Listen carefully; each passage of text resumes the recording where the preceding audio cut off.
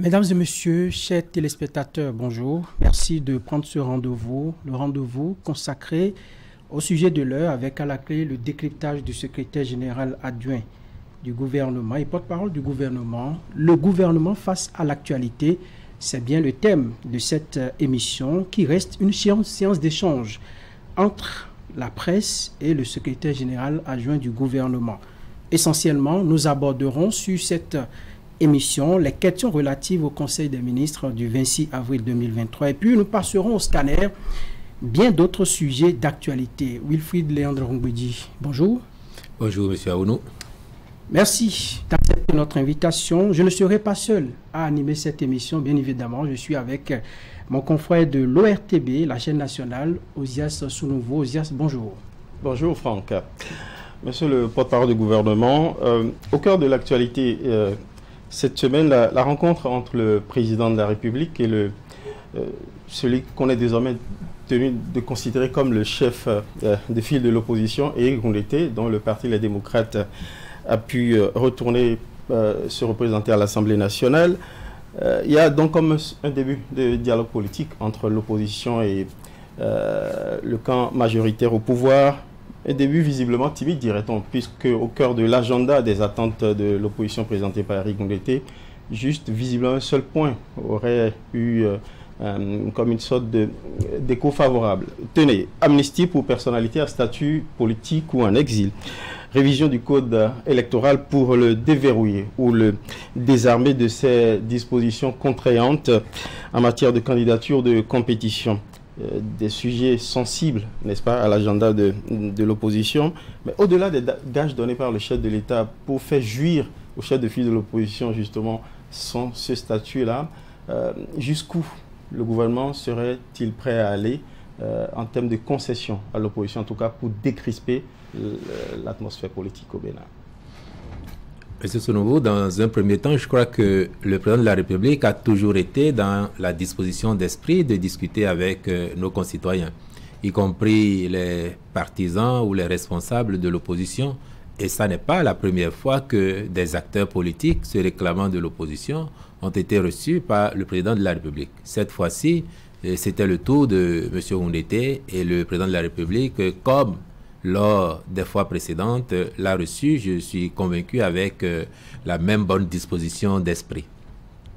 Cela dit, je n'ai pas noté que tous les sujets que vous avez évoqués là aient été relevés par l'hôte du chef de l'État au sortir de son audience, notamment quand vous parlez d'une relecture du code électoral pour faciliter plus de compétition. Je n'ai pas le sentiment que cela a été dit.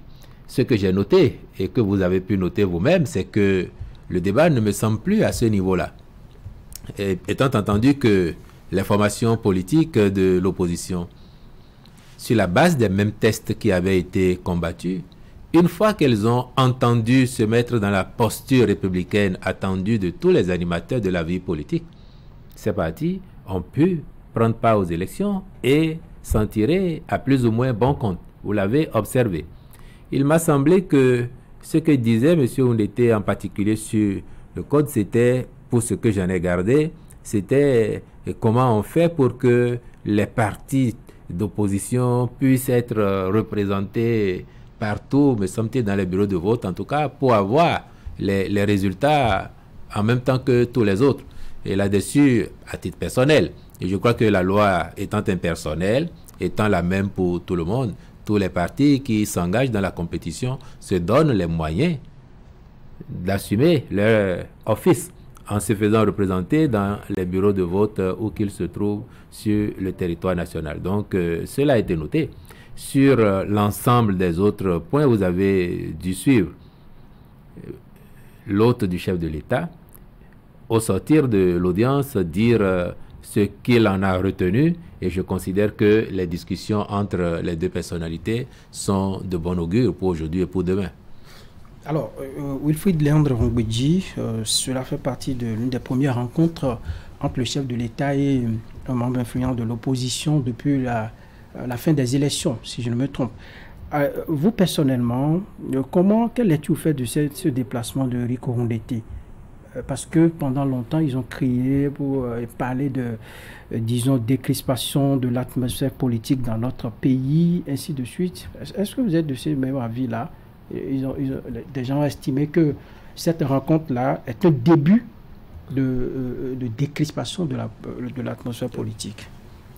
Et je note que l'agenda du chef de l'État était favorable lundi dernier à ce qu'il puisse recevoir son hôte, M. Oundete.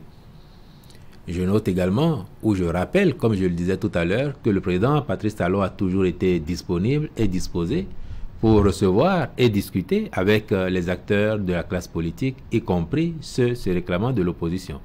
Oui, c'est la première fois que M. Oundete, depuis les élections législatives, en tant que responsable du parti d'opposition, qui a eu des représentants à l'Assemblée nationale, est reçu par le chef de l'État. Cela s'inscrit sans aucun doute dans le dialogue républicain que les acteurs politiques doivent avoir pour la paix, la stabilité de notre pays. Et si demain il doit y en avoir d'autres, pour ce que je sais, le président de la République, lui, ne se fera pas prier pour les organiser. Est-ce que cela participe d'une certaine décrispation? Je pense que tous les actes que les uns et les autres peuvent poser pour rassurer nos concitoyens de ce que le débat politique en soi est fait de vivacité, est fait même de virilité, mais sans devoir aller jusqu'aux affrontements inutiles, aux affrontements qui ont des conséquences irrémédiables pour nos populations et pour notre pays. Et si les acteurs politiques l'entendent ainsi, je pense qu'il n'y a que ça, à minima, que l'on attend de tous ceux qui s'engagent sur la scène politique. Aussi, peut-on appeler Éric Oundete aujourd'hui le chef de file de l'opposition, comme il se plaît à le dire? Je crois qu'il y a des diligences substantielles à faire, et pour ce que je sais, il me semble qu'elles sont en cours. Quand elles auront abouti, sur la base du rapport que la Sénat aura fait au chef de l'État, les conséquences de droit qui doivent en être tirées le seront. Monsieur le porte-parole du gouvernement, pourquoi cela a traîné à ce point, cet acte que le chef de l'État devait prendre justement pour officialiser justement la jouissance par M. Éric Oundete de ce statut? Est-ce que ce n'est pas cela qui a nourri dans les esprits ce sentiment de crispation à nouveau de la vie politique et donc de décrispation à l'occasion de cette rencontre avec le chef de l'État? Non, je ne dirais pas que ça a traîné parce qu'il n'appartenait pas au chef de l'État de chef de signer un décret pour consacrer tel ou tel chef de file de l'opposition. Il y a des diligences, notamment à la charge de la Sénat, qui devraient atterrir sur la table du chef de l'État comme préalable à la détermination de qui est le chef de file de l'opposition. Ce que l'opposition trouve quelque peu anormal aussi. Une anomalie dans les textes de la République. J'ai cru comprendre en lisant certains de vos confrères que le parti, les démocrates, a saisi le président de la Sénat, et c'est pour ça que je dis les diligences qui doivent être faites sont certainement en cours. Le démocrate que vous êtes admet l'idée qu'il faut acter derechef, en fait, la jouissance du statut de chef de l'opposition au parti de l'opposition qui justement se fait représenter à l'Assemblée nationale. Il y a des conséquences de droit qui doivent être tirées des résultats des élections législatives du 8 janvier. Elles le seront. Éric Oundete serait-il allé négocier ou plaider, disons, la libération de ces personnalités-là qui sont en prison? Je veux parler de la ministre Ricky Amadougou, du professeur Joël Aïvo. Je n'étais pas dans le secret des discussions entre les deux personnalités. Je sais que nous avons des milliers de compatriotes qui sont dans nos prisons pour X raisons ou Y raisons, en tout cas pour telle ou telle raison, et qui mériteraient tous, d'une manière ou d'une autre, que l'on se préoccupe de leur sort. Particulièrement ces deux personnalités, parce que, bon, vous le savez, elles avaient des voix discordantes par rapport au régime en place. Et l'on considère que travailler aujourd'hui, en tout cas à leur libération, c'est davantage donner une belle image au Bénin à l'extérieur, dans le monde en tout cas. Mais j'espère que vous ne prétendez pas que c'est parce que ces personnalités avaient des voix discordantes par rapport à celles du régime en place qu'elles se sont retrouvées en prison. Je ne l'ai jamais dit. Je l'espère. Bah, si vous ne le dites pas, donc on peut avancer alors. Alors, on a parlé au niveau donc, de cette rencontre-là, de cette loi d'amnistie et tout ça. Le chef de l'État, au dire de Éric Orondeté, aurait dit que le sort de cette loi sera joué à l'Assemblée nationale. Au niveau du palais, comment ça se vit tout ça? Travailler à ce qu'au niveau du Parlement, qu'on adopte une loi, qu'on puisse libérer les gens, les uns et les autres. Comment cette actualité-là se vit à votre niveau? Ça ne me semble pas être un sujet qui se débat au palais, en particulier s'agissant d'une proposition de loi. Et c'est ce que le chef de l'État a dit à son hôte. C'est pure pratique démocratique, c'est pur respect des règles que de dire s'il y a une proposition de loi qui est déposée à l'Assemblée nationale, eh bien à l'hémicycle, les députés s'y pencheront et lui réserveront le sort que nécessaire.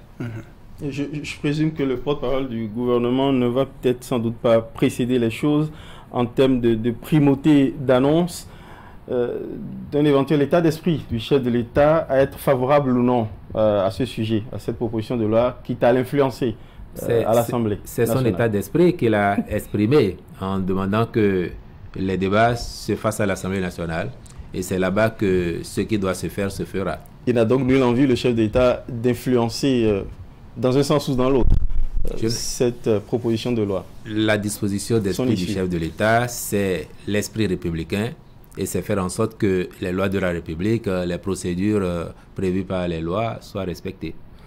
Alors nous allons changer de sujet, sinon rester dans la même veine, pour parler de ces grandes décisions issues du Conseil des ministres du 26 dernier. Nous avons vu la nomination de Cheikhoun Adjadi Bakari au poste de ministre conseiller aux investissements. Le chef de l'État a fait appel à une nouvelle compétence pour l'aider dans sa gouvernance. De quoi retourne cette nomination? Avait-on besoin, en tout cas, de mieux redimensionner les questions sur les investissements dans notre pays, peut-être? Vous avez dû noter que au sortir de la présidentielle de 2021, le président de la République avait déjà procédé à la nomination d'un autre de nos concitoyens dans les fonctions de ministre conseiller aux investissements. Au bout d'un an, à peu près, ce dernier a dû partir. Et là, le chef de l'État a identifié une nouvelle personnalité dont les compétences en la matière plaident pour occuper la fonction. Et c'est pour ça que le président de la République, qui ne lésine pas sur les démarches, sur les initiatives, pour détecter tous ceux qu'il considère comme ayant les compétences pour contribuer à l'œuvre de construction de notre pays sous son magistère. Et c'est pour ça qu'il ne s'est pas empêché de faire appel à notre concitoyen, M. Cheikhoun Adjadi Bakari, qui viendra à ses côtés, aux côtés du gouvernement, apporter également son expertise dans ce secteur-là afin de conseiller utilement le président de la République et l'ensemble de l'équipe autour de lui. Monsieur le porte-parole du gouvernement, pour autant, un éclairage ne serait pas superflu. Sur la multiplicité des postes dédiés à l'investissement au Bénin. Il y en a sans doute au ministère de l'économie et des finances, au ministère du développement, de la coordination de l'action gouvernementale, à la caisse autonome d'amortissement, à la caisse de dépôt de consignation. Quelle efficacité en fait? Ou c'est le souci d'une contre-expertise que le chef d'État y recherche à travers son nouveau poste de conseiller ministre? Il y a forcément une complémentarité entre tous ces postes que vous évoquez afin que cela fonctionne comme sur du papier à musique. S'il y avait redondance quelque part, soyez rassurés qu'on y mettrait fin. Dans tous les cas, le président de la République recherche l'efficacité maximale au service de l'action publique. Et donc, qu'il y ait déjà des gens dans des ministères qui s'occupent de la fonction, ça n'est pas la même dimension que d'être aux côtés du président de la République pour le conseiller utilement parce que l'on est praticien de ce secteur, l'on a une expertise avérée et je crois que ce que le président de la République a fait répond très bien à un besoin du moment et c'est pour ça que son casting a permis d'identifier notre compatriote pour l'appeler à ses côtés. Oui, un peu avant, disons à Adjadi Bakari, il y a eu également l'entrée au gouvernement de Yvon Detchenou au poste de ministre de la Justice, c'est le choix d'aller vers le poste de secrétaire d'État. À quoi répond également ces besoins du chef de l'État? Non, sur l'entrée du bâtonnier Yvon Deschenaux au gouvernement, il vient remplacer le garde des Sceaux Séverin Quenome, qui a fini sa mission au sein du gouvernement actuel et aux côtés du président de la République, pour le moment en tout cas. Ensuite, le secrétaire d'État à l'énergie, c'est une personnalité du secteur de l'énergie qui a une expertise avérée aussi, un long parcours dans le domaine et qui officiait déjà ici dans les couloirs du gouvernement en étant chargé de mission du président de la République sur ces questions-là. Lorsque le président de la République fusionne l'ancien ministère de l'énergie avec celui de l'eau et des mines pour faire du titulaire d'alors du ministère de l'eau et des mines l'actuel titulaire de ce portefeuille, il a cru nécessaire de lui adjoindre un secrétaire d'État, fin connaisseur du secteur de l'énergie, pour être un peu comme un bras armé technique ou un bras opérationnel à sa disposition sur les questions d'énergie. Et c'est pour ça que M. Dahomey se retrouve donc au sein du gouvernement en tant que secrétaire d'État à l'énergie. Il n'y a pas d'amalgame à craindre dans ce... Aucunement. Les responsabilités des uns et des autres sont connues, les rôles sont clarifiés et vous pouvez être rassuré que l'équipe va travailler en très bonne intelligence. Vous avez eu, monsieur le porte-parole du gouvernement, une formule assez soft pour désigner le départ de certains ministres importants quand même, ou à des postes importants, ministre de l'énergie, ministre de la justice.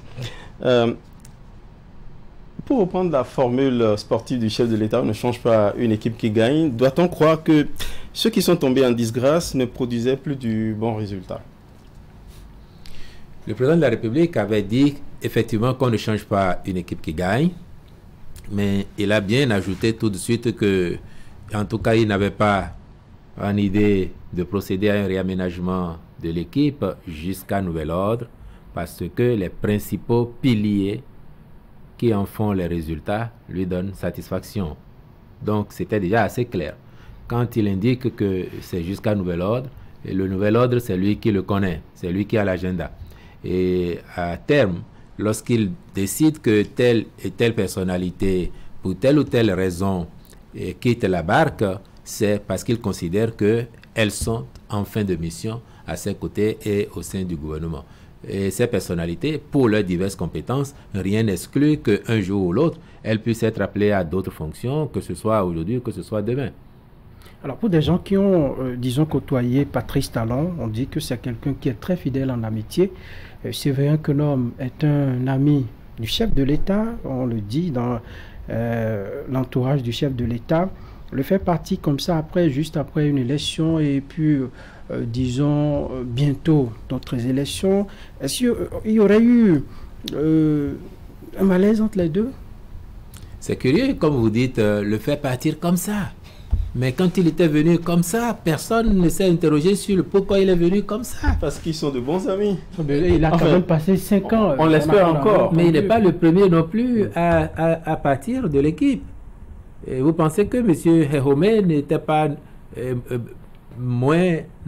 n'était pas plus proche du chef de l'État. Et pourtant, M. Dahomey vient aussi de quitter l'équipe. Et il y en a eu d'autres avant. Et il y en aura d'autres après. C'est sûr. Ça, c'est la dynamique politique qui le commande. Et je pense qu'il n'y a pas lieu de conjecturer sur qu'est-ce qui fait que tel est sorti, tel n'est pas sorti. Non, le président de la République seul a l'opportunité.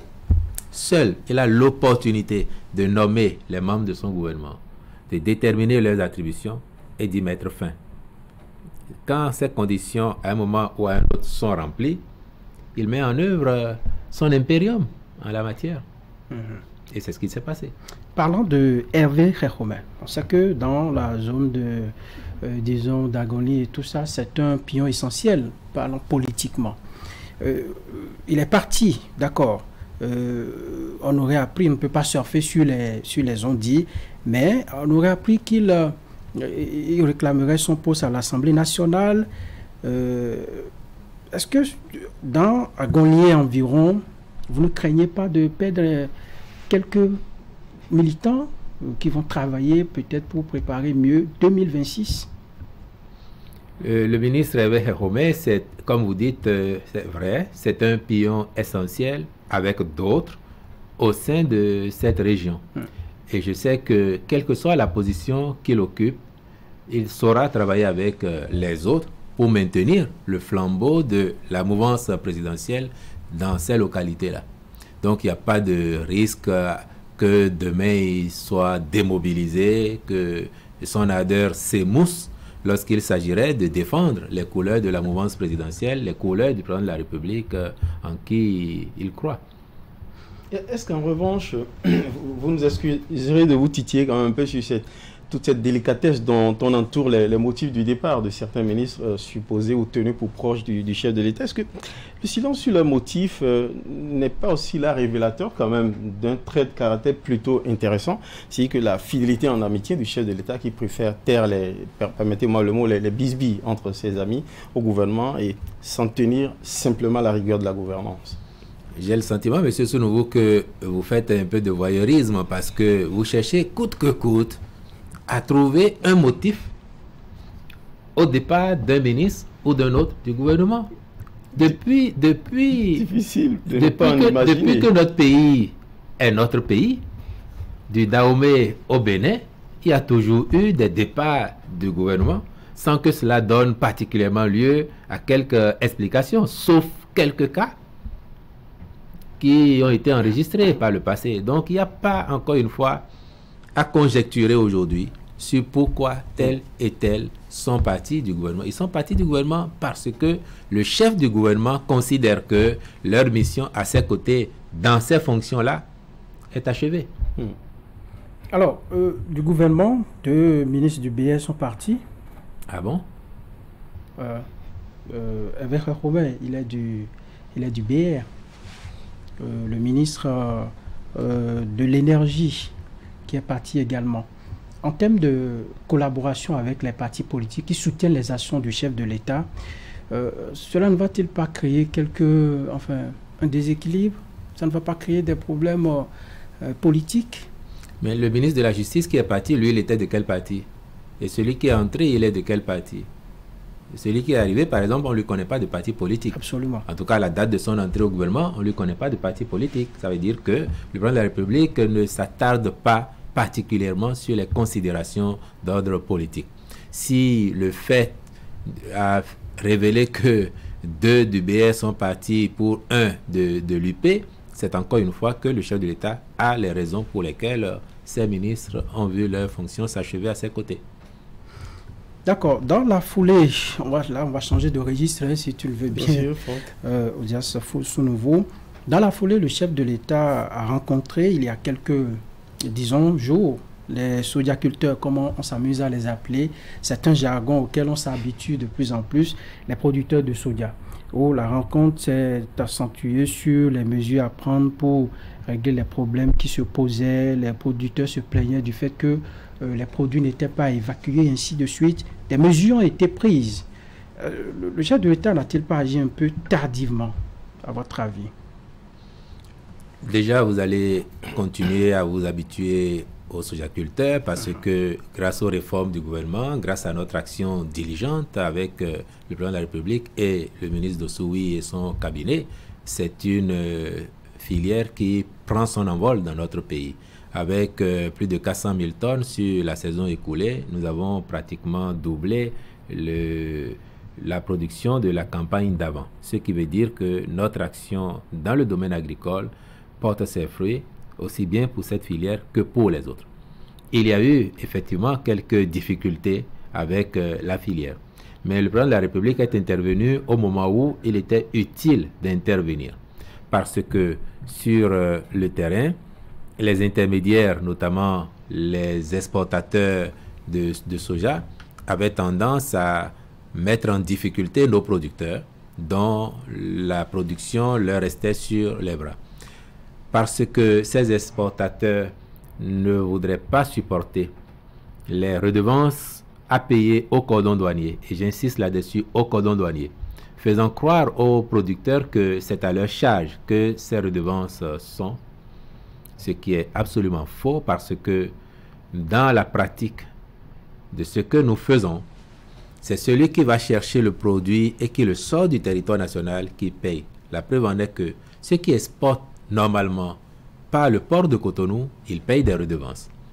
Le gros lot évitait le port de Cotonou pour sortir le produit par des voies détournées à travers les frontières. Et c'est contre ça que le gouvernement a entendu lutter en instaurant ces redevances à payer au cordon douanier. Donc, on a interdit l'exportation par voie de terre de ces produits, le soja, le cajou. Et quand on vous prend, vous payez la redevance avant de continuer votre chemin. C'est de ça qu'il s'agit. Et ces personnes, en espérant échapper à ces prélèvements, faisaient croire aux populations, notamment aux producteurs, que c'est à eux de payer les redevances et à défaut, jouaient pour que le produit leur reste sur les bras, espérant que, à bout de souffle, les producteurs feraient sans aucun doute une certaine pression sur le gouvernement. Mais comme la politique du gouvernement, ça n'est pas contre les producteurs, mais au contraire, c'est de faire en sorte que ceux-ci s'enrichissent de plus en plus parce qu'ils produisent de mieux en mieux et dans des conditions moins pénibles, puisque nous mettons à disposition des machines agricoles subventionnées pour moitié prix. Le gouvernement et le chef de l'État en tête s'est dit, il faut taper du poing sur la table pour sortir nos producteurs de cette situation. C'est ce qui a justifié que, en temps indiqué, le président de la République ait reçu les sojaculteurs et que des solutions pertinentes aient été trouvées à leur situation. Cependant, Franck, monsieur le porte-parole du gouvernement, c'est l'occasion, l'opportunité de vous faire remonter certains malaises exprimés par qui remontent du terrain de la vente, des transactions liées au soja. Au lendemain de la rencontre du chef de l'État avec les sojaculteurs, sur le terrain, le champ de l'application des mesures, notamment des promesses d'achat, des stocks restés en souffrance à meilleur prix et au comptant, il revient de plus en plus quand même dans les rangs de certains producteurs que quand ils vont au niveau des points d'achat de la CIPI, la qualité qu'ils présentent est dépréciée. Et donc, du coup, le prix est minoré à l'achat. Du coup, ils se retrouvent pénalisés. Est-ce qu'il n'est pas temps de mettre en place un organisme indépendant qui homologue la qualité des productions et donc garantit un prix honnête? Ce que le gouvernement a prescrit pour la circonstance, c'est que ce ne soit pas seulement la CIPI qui apprécie la qualité des produits. Vous avez votre produit bio, vous avez le conventionnel, premier choix, ou dégradé. Il y a un représentant des producteurs que le gouvernement a exigé sur chaque site afin que l'appréciation ne soit pas exclusivement du fait de CIPI et qu'il y ait une certaine équité qui prévale à l'occasion de l'achat. Donc je considère que à chacun de ces points de vente, normalement, il y a eu un représentant des producteurs, la contre-expertise dont vous parliez tout à l'heure, pour apprécier. Si éventuellement on veut brimer un producteur, que de concert avec ses collègues, il puisse faire valoir et démontrer que son produit est bien de bonne qualité. Mais si l'acheteur refuse de valider justement la contre-expertise du producteur à qui il peut dénier toute compétence technique en la matière, il faut bien que le producteur s'en remette au gouvernement et que cette question fasse l'objet d'une étude particulière, d'une attention particulière. Je crois que l'appréciation de la qualité du produit est moins subjective qu'objective. Et que si éventuellement il y avait une certaine tendance de l'acheteur à marcher sur les intérêts du producteur, les faits devraient être de nature à le confondre pour dire que c'est plutôt le producteur qui a raison parce que son produit répond aux qualités exigées. Pendant qu'on fait cette discussion, quand la CIPI refuse justement d'acheter à meilleur prix, notamment les prix retenus de commun accord avec le chef de l'État, les stocks continuent de rester en souffrance, d'être là. Attention, attention, je n'ai pas noté que CIPI ait refusé d'acheter au prix retenu avec le gouvernement. C'est pour ça qu'il y a 3 niveaux. Le bio, le conventionnel bon état et le dégradé. Et la différence de prix entre le produit en bon état et le dégradé, je pense que c'était de 10 francs. Donc si même vous arrivez et que CIPI considère que votre produit ne répond pas aux normes de qualité pour le premier choix et que effectivement c'est le second choix, le prix est connu. Par contre, CIPI ne peut pas vous acheter votre produit en dessous de ce prix-là. Et je n'ai pas noté, le ministre Dossoui n'a pas non plus remonté au niveau du gouvernement qu'il aurait été saisi de pratiques tendant à appliquer des prix en dessous de ce que CIPI a promis d'appliquer. Alors, l'une des raisons également qui justifiait le déplacement de ces producteurs au palais de la Marina, c'était qu'on résolve la question du rapprochement des points d'achat. À la date d'aujourd'hui, est-ce que ces questions-là sont déjà jugulées? Effectivement, ça a été un point essentiel de la discussion et au sortir même de la séance ce jour-là, 3 nouveaux points avaient été prévus par CIPI. Et par la suite, le ministre Dossoui a fait une tournée pour aller rencontrer les acteurs et leur expliquer les décisions qui ont été prises afin qu'ils ne se fassent pas flouer. Et pendant sa tournée, il a eu d'autres doléances et effectivement en pratique, certaines d'entre elles étaient assez justifiées pour qu'il y ait de nouveaux points de regroupement et je crois savoir que les dispositions ont été prises à cet effet par endroit déjà. Je crois qu'on a fait le tour du baba sur la question. Osias, bien sûr, bien sûr. On va parler. Parce que le gouvernement regarde de très près, voilà, les récriminations, en tout cas les malaises exprimés par-ci, par-là. Nous y veillerons. La lutte contre la cybercriminalité au Bénin, c'est un sujet qui fait de plus en plus couler beaucoup d'encre et de salive. Régulièrement, des jeunes, des anarcheurs sont arrêtés, appréhendés et jetés en prison. L'objectif de la lutte, monsieur le porte-parole du gouvernement, c'était de débarrasser la société de ces, excusez de peu, de ces voyous, de ces divorcés sociaux seulement. C'était nous mettre tous nos concitoyens à l'abri de ces pratiques qui ont pour effet de les détruire, parfois même de leur ôter la vie, compte tenu de ces conséquences au quotidien. C'est faire en sorte que les jeunes béninois considèrent que l'effort soutenu a des vertus, le travail a des vertus, et que rien de grand et de durable ne peut s'obtenir par ces pratiques-là, illicites et répréhensibles. Les conséquences du phénomène sont telles que le gouvernement ne pouvait pas rester indifférent à ces manifestations dans notre pays. J'ai pu le dire, il touche aussi bien les émigrants que la petite vendeuse de Atako Tevipo au quartier ou celle qui va prendre son microcrédit à la FIA pour vendre au marché, autant que l'intellectuel que vous êtes, autant le riche que le pauvre, le béninois comme l'étranger, l'homme comme la femme. Personne n'est à l'abri de cette manifestation. Et par-delà, la crédibilité de notre pays lui-même, sa réputation à l'étranger. Considérez que vous êtes un opérateur économique majeur, que vous avez des partenaires sérieux à l'étranger, avec qui vous allez faire des transactions, et que sa banque lui dise, attention, ce pays n'est pas crédible, et si tu envoies ton argent là-bas, il y a des risques que cela soit récupéré par des délinquants, donc tu l'auras perdu. Imaginez ce que cela peut représenter comme impact négatif sur vos affaires. Et si cela devrait se multiplier à nombre d'opérateurs économiques, et laissons les opérateurs économiques, allons même aux institutions internationales qui travaillent avec le Bénin, qui nous soutiennent dans nos efforts au quotidien pour améliorer nos conditions de vie. Si la réputation du pays est celle-là, ces organisations même pourraient en arriver jusqu'à douter du sérieux du pays et de son gouvernement et ainsi limiter, voire arrêter leur contribution à nos efforts. C'est pour toutes ces raisons qu'il était utile pour le gouvernement de se pencher sur la question, de prendre les mesures fortes et lesquelles conduisent aujourd'hui à cette vague d'arrestations que vous constatez. Nous voulons bien que nos concitoyens, que nos jeunes gagnent beaucoup d'argent. Et c'est pour ça que toutes les réformes de ces dernières années ont eu lieu, pour améliorer le climat des affaires, améliorer le cadre de vie. Nous voulons bien cela, mais nous voulons que chacun gagne son argent dignement, par les voies légales, les voies licites, plutôt que de le gagner au détriment des autres et de parfois les conduire jusqu'à la mort.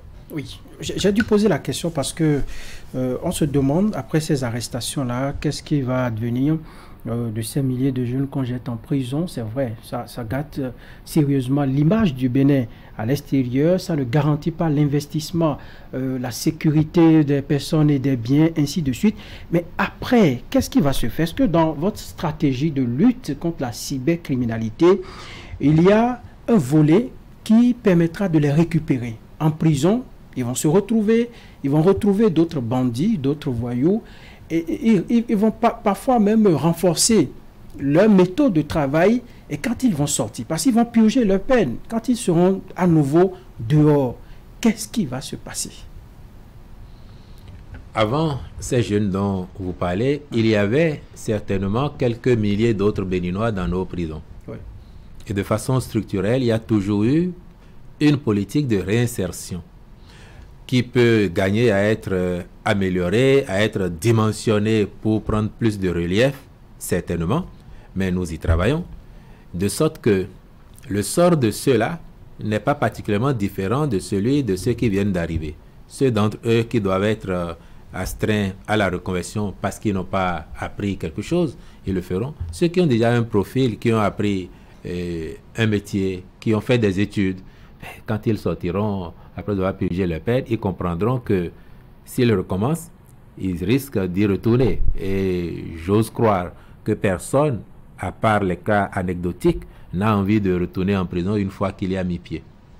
Le nombre m'inquiète particulièrement. On parle de c'est ça plus de 1000 déjà. Cela vous renseigne donc sur l'ampleur que le phénomène avait prise dans notre pays et sur l'utilité de l'action que mène le gouvernement actuellement, la pertinence de cette action afin de mettre nos populations à l'abri des conséquences de ce phénomène. La classification du Bénin à l'international en termes de risque pays a même dégringolé justement, passant de 30 à 6 sur le sujet de la cybercriminalité. C'est donc il y a un vrai sujet, même de l'image du Bénin à l'international. Pour autant, comme l'a dit Franck, l'a fait observer Franck, est-ce qu'il ne faudrait pas sortir un peu, tout en maintenant la traque de l'approche de la réactivité émotive et pénale, de la réponse pénale, pour aller vers des réponses alternatives, éventuellement à l'emprisonnement, à la fois une réponse punitive, mais en même temps pédagogique, une sorte de solution de la deuxième chance.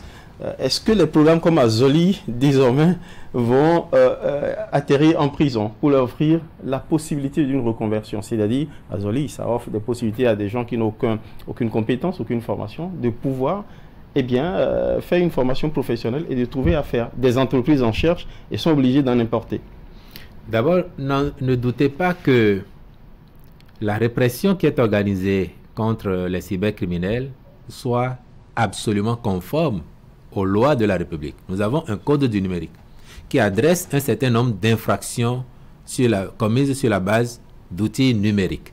Donc, il n'y a aucune peine, aucune sanction, aucun délit qui ne soit indiqué comme tel ou appliqué qui n'a été prévu par le code du numérique. Donc, quand vous parlez de peine alternative, s'il y en avait dans le code du numérique ou le code pénal pour les infractions du genre, peut-être qu'elles seraient explorées. Maintenant, j'entends bien que cela fasse l'objet de réflexion à l'occasion et que si nous avons à refaire nos lois, que ce soit pour ceux-ci comme pour d'autres délinquants avant eux, que l'on envisage effectivement des possibilités d'autres peines, de peines alternatives. C'est un chantier de réflexion. Maintenant, vous évoquez Azoli. Et au-delà de Azoli, plein d'autres programmes. Figurez-vous, M. Sounouvo, que le programme spécial d'insertion dans l'emploi, PSIE, programme d'initiative présidentielle, qui ambitionne de placer 2000 jeunes béninois par an dans les entreprises, notamment privées, avec prise en charge intégrale de leur salaire et des taxes par l'État. 2000 jeunes. Depuis 4 ans, il n'est pas arrivé une année encore où nous ayons bouclé les 2000 postes.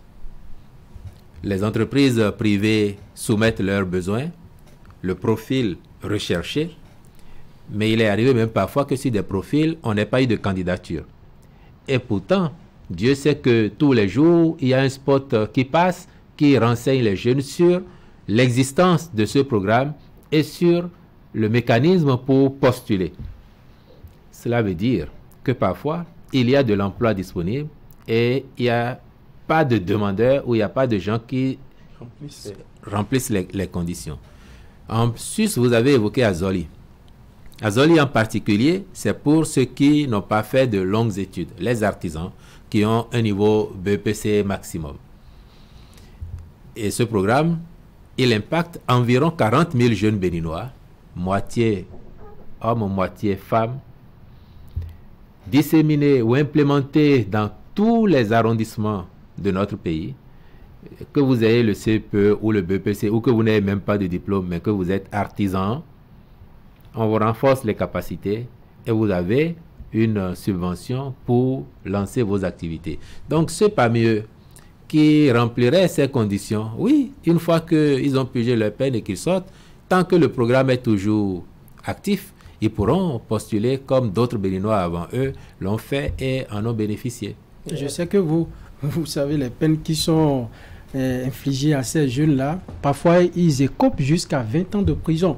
J'ai bien peur que... Il y en a qui ont eu 20 ans déjà. Bon, c'est une façon, je dis n'importe quoi, mais il y a des peines.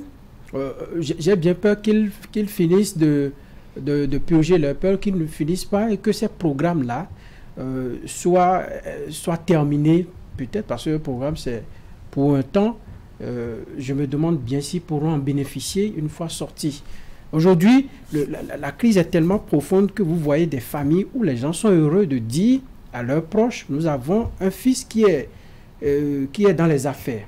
Oui, sachant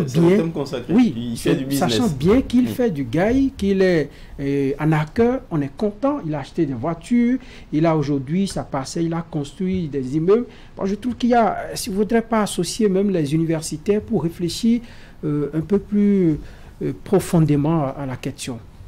Si les programmes qui sont en cours d'exécution, entre-temps, arrivaient à terme, il y en aura certainement d'autres. Comme vous voyez, avec ce gouvernement, aujourd'hui, nous avons un programme structurel de filets sociaux à déployer. Et j'imagine bien que ça n'est pas pour les compatriotes de ce niveau de vie ou de cette catégorie, mais s'ils remplissent les conditions demain pour être adressés par ces programmes de filets sociaux, ils pourront le faire. D'autres programmes pourraient être mis en place demain sous ce gouvernement ou sous les gouvernements à venir, de sorte que tous ceux qui veulent gagner honnêtement leur vie, dignement leur vie, ils auront de la matière, ils auront de quoi s'occuper plutôt que d'être dans les activités illicites comme vous dites. Et puis, si vous connaissez des familles qui sont absolument au courant de l'activité illicite de leurs enfants, de leurs membres, et s'en félicitent, cela est déplorable. Cela est déplorable. Et il n'y a pas lieu d'encourager cette complicité passive dans tous les cas. Si les enquêtes permettent d'identifier telle ou telle personne comme complice de l'activité illicite de tel ou tel membre de sa famille, l'intéressé pourra être amené à répondre également de sa complicité, qui est punie généralement des mêmes peines que la faute. Il faut donc une réponse globale en fait, une réponse globale qui passe par l'éducation, par l'offre de formation justement qui est en cours, offre de formation professionnelle pointue pour permettre aux jeunes d'être en phase, de répondre justement aux besoins du marché de l'emploi, mais également le souci de renforcer les familles et leur pouvoir d'achat avec, et puis après la création l'intensification de mesures pour créer un environnement économique qui soit un espace d'opportunité à saisir. Oui, c'est un tout, M. Sounourou, c'est un tout. Et vous avez bien noté que cela, nous l'avons compris. Pourquoi, effectivement, nous mettons l'accent maintenant sur la formation professionnelle au point d'y consacrer des centaines de milliards de nos francs qui vont se matérialiser par les nouvelles écoles de métiers, les lycées techniques agricoles, pour que, à terme, nos enfants aient une formation pratique. Le taux de chômage au Bénin, d'après les spécialistes, il est de moins de 3%. Cependant que... Votre chiffre a été querellé. Cependant que, il ne date même pas d'aujourd'hui. La première fois que moi-même je l'ai entendu, c'était dans les années 2013-2014 et je m'en étais préoccupé. Mais après, avec les explications, on comprend. Et les dernières études, ça date de moins d'1 an. Oui, Actualisées, renseignent que nous avons un taux de chômage de moins de 3%. Cependant que le taux de sous-emploi est élevé. Et si le taux de sous-emploi est élevé, c'est précisément en raison de l'inadéquation entre les offres de formation et les demandes du marché de l'emploi.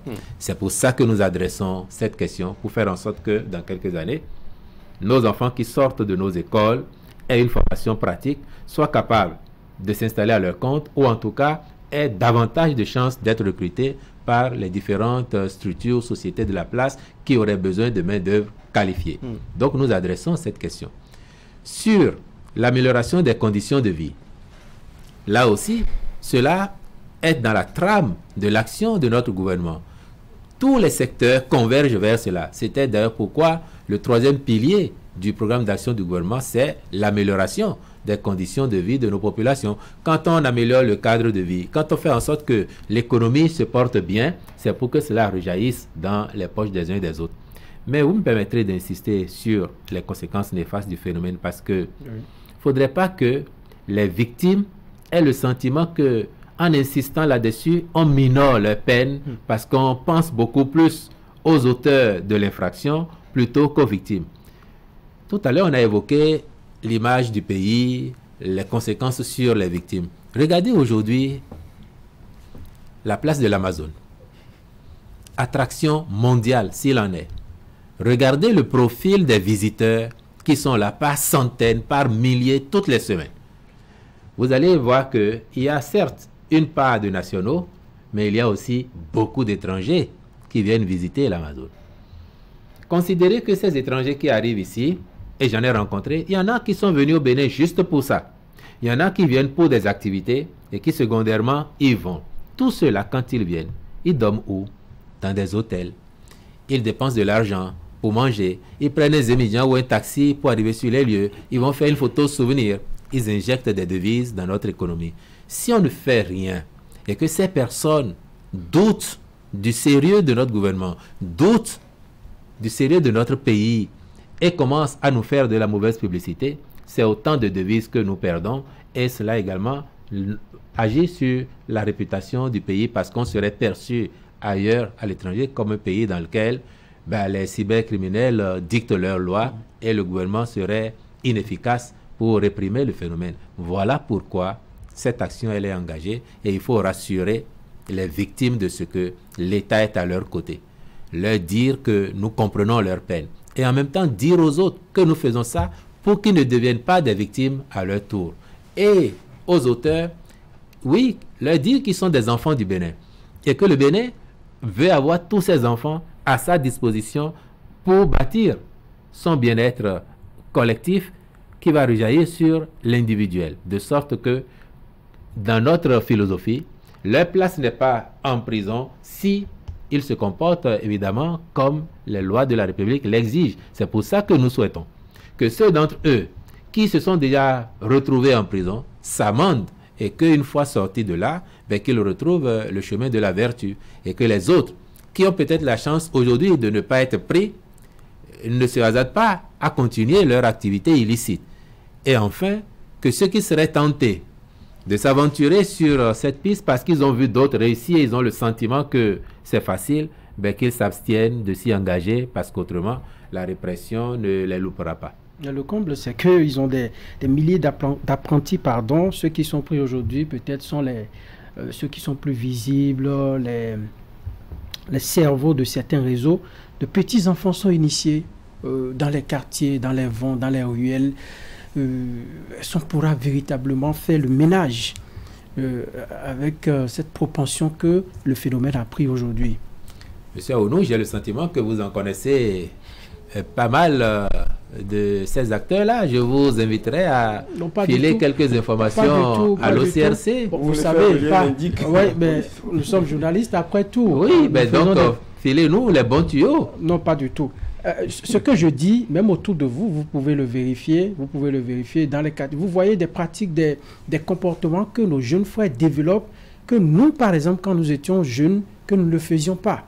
Vous les voyez sur les téléphones, et quand vous voyez, vous investiguez un tout petit peu, vous voyez que ces pratiques-là, même à votre âge, vous ne le faites pas. Et quand vous pistonnez un peu, vous vous informez, c'est qu'ils ont des amis, ils ont des copains qui leur donnent beaucoup de méthodes pour embrasser le... Bien, avec l'action en cours, ils comprendront qu'il ne servira à rien de continuer dans ce sens. Parce que la répression, encore une fois, elle va se poursuivre autant que la sensibilisation va se faire. Et nous gagnons tous, ces concitoyens, ces jeunes, ces enfants, autant que nous tous, nous gagnons tous à ce que notre pays soit respecté, que notre pays soit crédible, que nos parents, nos amis ne vivent pas ce qu'ils font vivre à d'autres. Parce que ce qu'ils font, d'autres peuvent le faire aussi à leurs propres parents. Vous savez, pour contrebalancer l'argument selon lequel c'est parce qu'ils n'auraient même pas d'emploi, mais vous savez qu'ils le font aussi à des chercheurs d'emploi, non? Il y a des chercheurs d'emploi qui sont victimes. Donc si c'est vraiment même pour ça, ils n'ont pas pitié de leurs propres amis qui n'ont pas d'emploi, parce qu'ils mettent parfois en ligne des offres d'emploi factices. Ouais. Pour récupérer de l'argent chez des gens. Ça veut dire que vous aussi, vous en connaissez, vous connaissez un peu. Mais on voit, les manifestations multiples du phénomène sont connues et nous voyons cela. C'est pour ça que, d'ailleurs, nous ne manquons pas de prodiguer quelques conseils à nos concitoyens afin qu'ils ne se fassent pas avoir. Monsieur le porte-parole du gouvernement, vous avez évoqué le développement par le gouvernement de programmes de filets sociaux, justement pour renforcer la capacité sociale des citoyens, des populations à faire face à des situations de détresse, de souffrance sociale. Vous le savez très bien, la violence du besoin social, de la fragilité sociale fait le lien à la tentation. Et quand les individus ils sont sans horizon, sans espoir, sans espérance, ils tombent facilement. Et c'est ce qu'on remarque pour beaucoup des jeunes qui, parfois, j'en ai rencontré. Justement, à l'occasion d'une émission qu'on a eu à faire ensemble, celui que j'ai rencontré, ce cybercriminel, m'a carrément avoué en vérité que l'urgence de la survie l'oblige, s'il ne trouve pas une alternative, à récidiver. Ne me demandez pas surtout de vous fournir ici. Mais en revanche, il a confessé son désir de se reconvertir. Imaginez une famille comme ça, totalement fragilisée, dont la maman tombe malade, je parle et qui n'a pas les moyens de se faire soigner. D'où ma question. Je tombe là-dessus, je finis là-dessus. Que devient l'arche? Votre exemple, là où il chute, me permet de vous dire, et vous l'avez vous-même compris en parlant d'arche, pourquoi est-ce qu'on a lancé l'assurance maladie et que les pauvres extrêmes sont totalement pris en charge par l'État? Ils sont des milliers et des milliers à travers le pays aujourd'hui qui bénéficient déjà des effets de ce programme, qui vont aux soins, se font consulter, ont des interventions, prennent les médicaments sans débourser un franc. Et la généralisation de l'arche est pour bientôt. Je peux vous dire que les travaux préalables sont faits. Dans quelques temps, le gouvernement va se pencher sur la question, adopter les derniers tests pour lancer effectivement la généralisation à tout le monde. Donc cela va se faire, c'est en cours. Et quand nous avons fait cela, comme d'autres programmes, entrant dans le cadre des filets sociaux, c'est justement parce que nous sommes conscients que parfois, il faut que la solidarité nationale joue. C'est pour ça que les pauvres extrêmes sont pris en charge. C'est pour ça que les cantines scolaires se développent et s'accroissent à un rythme tel que vous pouvez l'apprécier. C'est pour ça que dans nos écoles aujourd'hui, on fait des transferts monétaires pour bon nombre de filles. On leur apporte des kits pour soulager les parents. Mais c'est pour ça aussi que notre politique agricole se veut ambitieuse au point de faire de notre pays, depuis 2018, le deuxième producteur de vivriers dans la sous-région, afin que, même lorsque les chocs exogènes en viennent à renchérir les prix sur les marchés, que le produit soit disponible et ne soit pas radicalement à un prix prohibitif pour nos populations. Mais j'entends bien que malgré cela, il y ait encore des poches de difficultés où les populations ressentent effectivement le manque. La solidarité nationale jouant, dans tous les cas, vous savez que même si on peut dire que nécessité n'a pas de loi, vous savez que cela ne saurait justifier les déviances que nous observons et les drames que cela cause aux victimes. Absolument. Je crois que nous sommes dans les dernières minutes de cette émission, mais je voudrais quand même que vous nous dites un mot sur la question des évacuations sanitaires qui a été abordée lors du dernier Conseil des ministres, justement. Ce que le Conseil des ministres a fait, c'est d'autoriser de nouvelles contractualisations afin que, en attendant la mise en service de l'hôpital de référence d'Abomey-Calavi, les évacuations sanitaires pour ceux qui sont dans le besoin puissent continuer à se faire. Cela vous rassure d'ailleurs, M. Sounouvou, de ce que la dimension sociale est bien au cœur de notre action, parce qu'il faut le dire, c'est une politique sociale de grande portée. Que les évacuations élargi à toutes les catégories de citoyens. Mais il n'y a pas eu, depuis qu'on est là, il n'y a pas d'exclusive pour une catégorie ou une autre. Tous ceux qui sont éligibles, lorsque les dossiers sont étudiés, ils bénéficient de leur évacuation. Vous connaissez sans doute des gens qui sont des fonctionnaires qui en ont bénéficié. Vous connaissez des gens qui n'ont jamais travaillé une journée dans l'administration publique et qui en ont bénéficié aussi. Dans tous les cas, ce que nous avons décidé là, c'est pour qu'il n'y ait pas de rupture dans la fourniture de ce service, parce qu'il y a des pathologies pour lesquelles, aujourd'hui encore, les gens ont besoin d'être pris en charge à l'extérieur. Mais, à côté, nous faisons quoi d'autre? Nous faisons en sorte que certains pôles de compétences se développent chez nous. Il vous souviendra que nous avons fait venir ici des équipes, des missions pour faire de la chirurgie à cœur ouvert, que nous venons d'autoriser à ce qu'il y ait un pôle de compétences ici en oncologie, donc la prise en charge des cancers sur place, parce que nous sommes conscients que tout le monde ne pourra pas être évacué pour aller subir les soins à l'étranger. Même ceux qui ont des moyens pour le faire eux-mêmes, si on leur offre la possibilité de le faire ici, en bonne qualité et à moindre coût, c'est toujours mieux, ils pourront économiser un peu. C'est pour ça que le gouvernement s'est employé à faire en sorte que autant ceux qui doivent sortir sortent, en attendant que nous ayons tout fini avec nos projets, mais autant ceux qui ne peuvent pas sortir aident les possibilités sur place de se faire prendre en charge, et le gouvernement assure justement les missions, le séjour, les frais qui sont inhérents au développement de ces pôles de compétences. Et vous comprendrez donc que c'est un appui direct que nous apportons aussi pour la santé de nos populations quand elles sont dans le besoin de se faire prendre en charge pour des pathologies aussi lourdes. Voilà. Odia Sounouvou, environ 55 minutes pour faire le tour de l'actualité. Le gouvernement face à l'actualité, eh bien, nous sommes au terme de cette émission que j'ai eu le plaisir d'animer avec Osias Sounouvou de la chaîne nationale l'ORTB. Mesdames et messieurs, chers téléspectateurs, ce sera tout. Merci Wilfried Léandre Rongbedi, le secrétaire général adjoint et porte-parole du gouvernement. Merci Osias Sounouvou. À très bientôt. À très bientôt. Merci beaucoup. C'était un exercice agréable. Voilà. Merci à vous.